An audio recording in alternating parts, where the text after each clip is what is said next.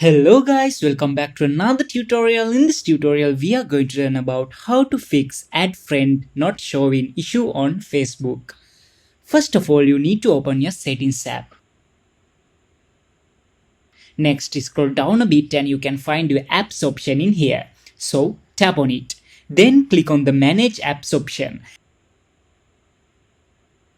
Now you can find your Facebook app among them. So click on it. Finally, you need to clear your app data and cache by clicking this clear data option and clear cache option in here.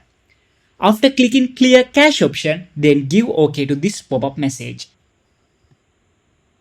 So now open your Facebook app and try again to add someone for your friend list.